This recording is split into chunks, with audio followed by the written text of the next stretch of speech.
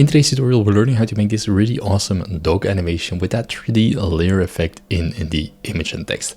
Now, if we want to make this tutorial, we're going to split it up in two parts. First, we'll create the image, and secondly, we'll look at the animation. So let's jump into Canva and see how we do it. So now we're here in Canva, we're going to the Elements tab, and first we're going to look for a nice dog image. We're going for photos because we want that realistic effect on our slide. And then we're going to look for a nice dog. You can choose whichever one you like and then just drag it on the slide. I'm going to choose this one and then click Add it to the slide.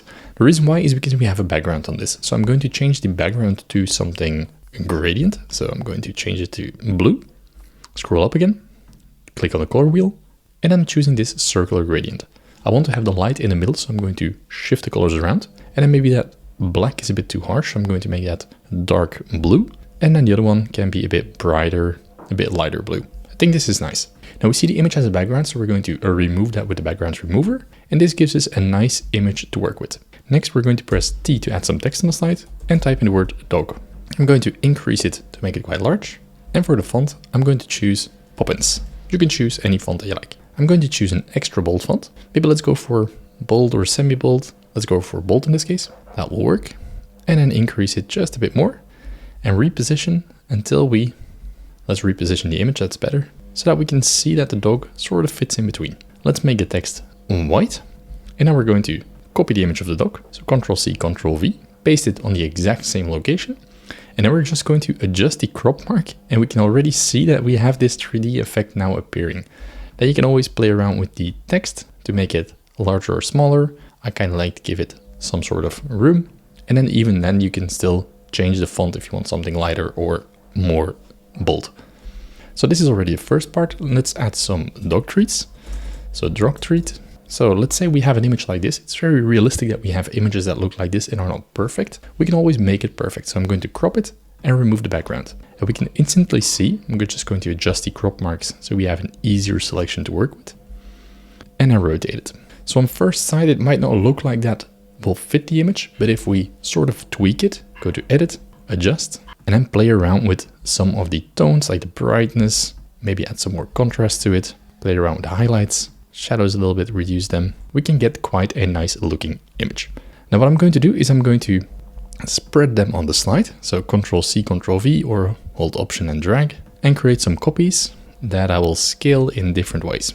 Make some of them larger and rotate them. You can overlap them on the side of the slide. That is perfectly possible. Let's make a smaller one here and send it all the way to the back. So it's like overlapping with the letters. And then also here on the side, let's make that a little bit bigger, rotate it. So we have some variations here. Just make sure that you rotate them and scale them so they all sort of look a bit different. That always adds for that realistic effect. So we don't want too many of the same positions. We want that organic feel. Now really to top it off is we're going to add some gradients or some blurs to it. So I'm going to select one of them, go to edit, and then go to blur whole image, and then increase the intensity to, let's say, about 40 points.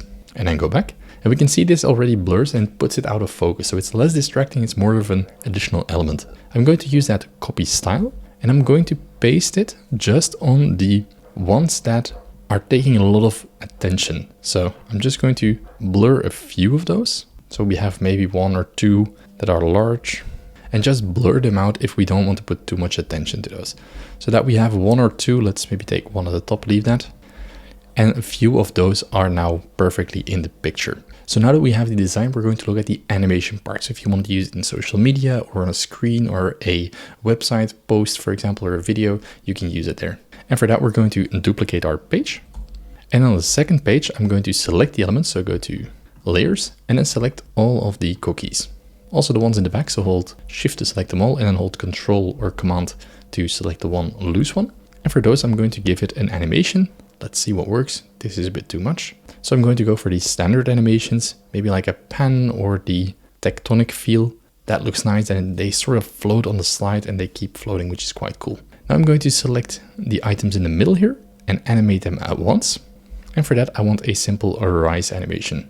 And if we then, the first slide, we don't need it. So I'm going to delete the content, but that gives us control. So if we put it now on full screen, we can see that we have a blank slide. And as soon as we click, all of the elements fly into place, and also those cookies, those treats will start floating around, which I think is pretty cool. Thanks a lot for watching. If you want to learn more about Canva, make sure to drop a follow and watch the video on the screen right now.